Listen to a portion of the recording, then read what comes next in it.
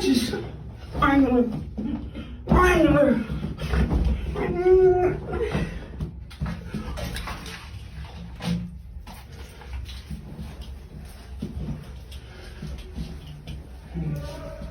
He has break down here too.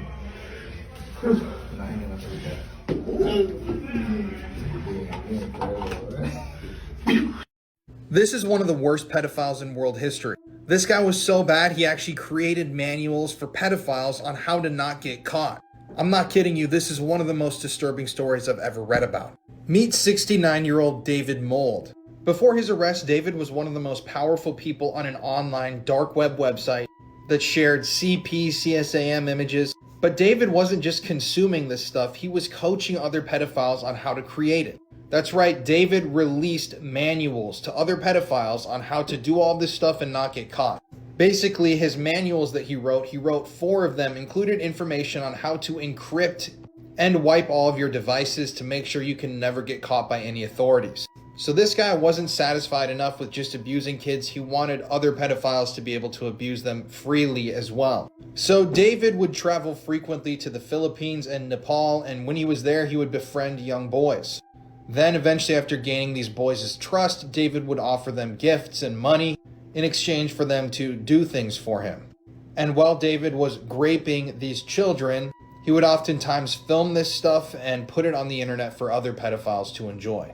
These manuals that investigators found upon David's arrest were shocking and disturbing. In these manuals, David not only told pedophiles how to post and create this sort of stuff without getting caught, but he also informed them on where they could go to find victims, how to When this smart little girl realized she was being followed by a suspicious man, she quickly devised a clever plan. She called the intercom, and as the door opened, the man hastily attempted to try and go immediately behind the girl. However, the little girl lets him go first and waits for the door to lock. As she nervously waits outside, the creepy guy can be seen waiting inside patiently and decides to hide under the stairs to wait for the little girl, unaware all his actions are being recorded. A moment later, the little girl calls the intercom again to open the door, comes in through the door, and hurries up the stairs. The man, taking notice, follows her up the stairs as well at a quick pace, but the girl was too quick for him and was able to get away. The man, now wanting to give up, then tries to go see if he can find the little girl, but fortunately she is nowhere to be seen and the man leaves. The man was later identified and arrested. I come here twice a week in the morning just for their breakfast burritos, which are... On the morning of April 22nd, 2024, a 10-year-old boy in Oklahoma City, Oklahoma called the police. And this 10-year-old boy told the police dispatcher that his 3 brothers and his mother and father were all dead.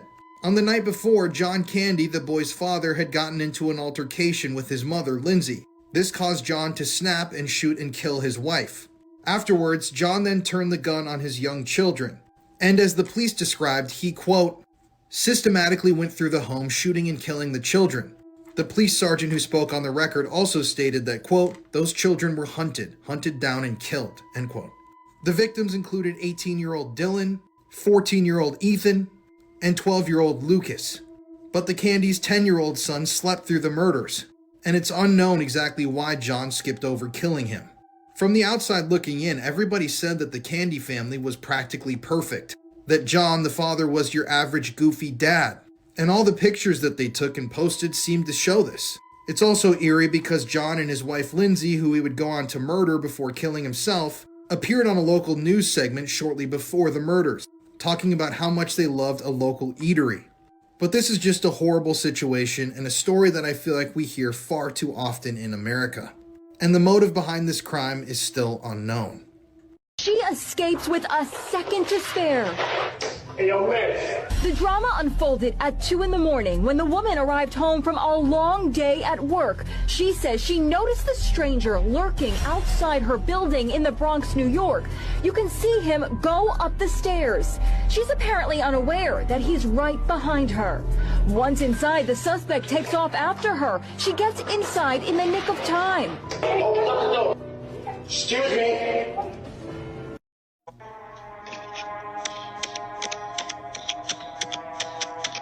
The man seen stabbing that security camera was 29-year-old Waldo Mejia. Now, the neighbors who noticed this disturbing footage actually called the police on Waldo at the time and he was arrested. But just a few months later, on January 5th of this year, Waldo attacked a 14-year-old boy who was walking to school. The 14-year-old named Caleb Rios was randomly targeted. There is no prior motive to this attack, and it's still unknown what caused Waldo to snap. But Waldo approached Caleb from behind and began stabbing. And unfortunately, Caleb, the 14-year-old victim, would die from his injuries.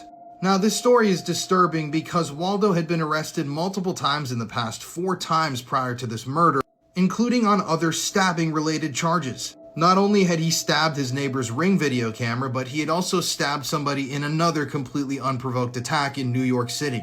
After he was arrested, Waldo was seen screaming expletives at reporters and the authorities, and still there has been no explanation as to why he targeted this random 14-year-old kid on his way to school.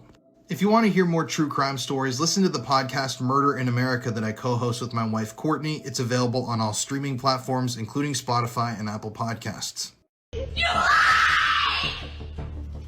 You lied to me! 2 mothers in Georgia took the life of their 8-year-old daughter in the most terrifying way possible, thrown into the woods several miles away from home. Trigger warning. On November 20th, 27-year-old Brittany Hall reported to the police that her 8-year-old daughter, Amari Hall, who suffers from autism, went missing in the hotel where they were staying. The police discovered worrying footage through hotel surveillance. The surveillance shows that Amari has never left, but they discovered that Brittany and her partner, Celeste Owens, had left the hotel carrying heavy garbage bags. Amari's sister told the police. On the last night she saw Amari, Owens took her away, and the next morning, she never woke up again. They subsequently arrested Brittany and Owens. Brittany told the police that Owens killed Amari, and she assisted Owens in putting Amari into a garbage bag and throwing it into a forest in DeKalb County. When the police found Amari in the woods, she was wrapped in layers of garbage bags, weighing only 50 pounds, and had obvious scars. The forensic report states that this child has suffered long-term abuse and torture. There are dozens of wounds throughout the body, multiple rib fractures, skull fractures, arm and calf fractures. The cause of deceased was caused by multiple blunt force injuries. Owens was ultimately sentenced to 235 years of life imprisonment without parole. Brittany is still being held in prison awaiting trial. Hey y'all, for everybody who out there selling them food stamps, from now on, if you get caught, it's a state jail felony. Say for instance, you selling your food stamps and you loan somebody else your card, they gonna spend money off of there. It is a state jail felony to sell your food stamps now if they catch you. That's called food stamp fraud. Hey, they have locked up a lot of people behind this shit. I don't know if y'all seen that video where they went to that apartment complex and started locking up everybody for food stamp fraud. If you selling food stamps, if you loaning somebody your food stamp card and they are caught with your card, both of y'all are being charged. That is a charge. I didn't know that. I didn't know that you can go to jail if you say, hey, I want to loan you some of my food stamps. You have to physically go into the store with that person and buy the food your damn self. Or, let's say they get pulled over and the cops ask them for their ID and they pull out all their information and they find out, oh, you got somebody else's card on you that don't got your name on it. It's a state jail felony now, y'all. Ain't that fucked up? Spoonfuls of cum were force-fed to students by this elementary school teacher in California. This is Mark Burnt, one of the most disturbed pedophiles in American history. So, for more than 30 years before he was arrested, Mark taught at the Miramonte Elementary School in Los Angeles County. Yes, this is a photo of him with a student. In 2011, authorities began investigating Mark because of some disturbing photographs that were turned into the police. The photographs showed children in Mark's classroom with their eyes blindfolded and their mouths covered in tape. And some of the photos, sorry, I'm literally gagging recording this, and some of these photos showed Mark offering these young children, elementary school children, girls, a blue spoon full of a milky white liquid.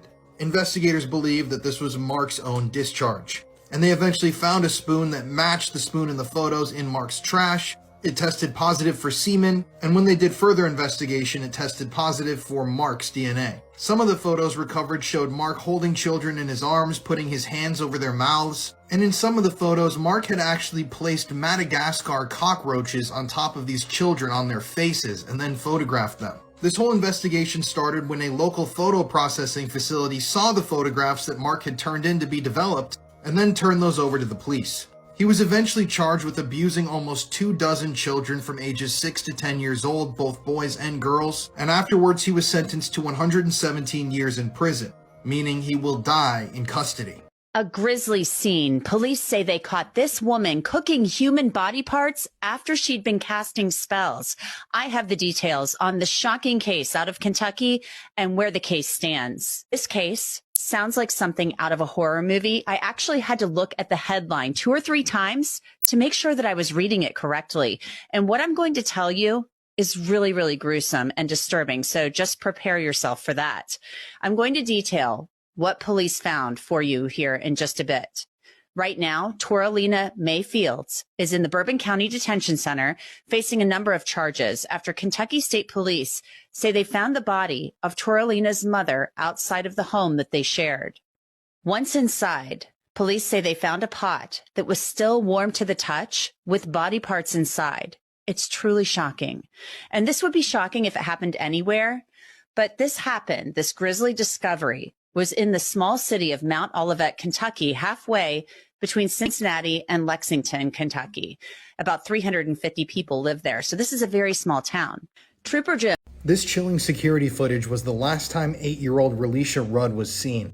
And at the end of that month, the man that was seen with her would be found dead. On March 1st, 2014, this 8-year-old girl named Relisha Rudd disappeared from a homeless shelter in Washington, D.C. At the time, she had been living there with her mother, Shamika Young. The janitor at the homeless shelter was a man named Khalil Tatum. Khalil, at the time of these events, was a convicted felon. He had previously been convicted of breaking and entering, burglary, and larceny. And he had been reprimanded in the past because he had developed multiple relationships with young girls that were staying at the homeless shelter. Young girls as in children. Khalil, the janitor, took an interest in Relisha. He began buying her gifts and taking her to shows like Disney on Ice. And at one point, Relisha's mother, Shamika, actually let Khalil take her out of the homeless shelter to spend a night with him. Eventually, Relisha stopped attending school, and when the school asked Relisha's mother where she was, she claimed that her daughter was under the care of Dr. Tatum, and the janitor's name was Khalil Tatum. On March 1st, 2014, Relisha disappeared. And the investigation showed that the last time that Relisha was seen was on that security camera footage taken in a local hotel, where she was seen with Khalil the janitor. On the same day that Relisha was reported missing, Khalil's wife was found murdered in a local motel.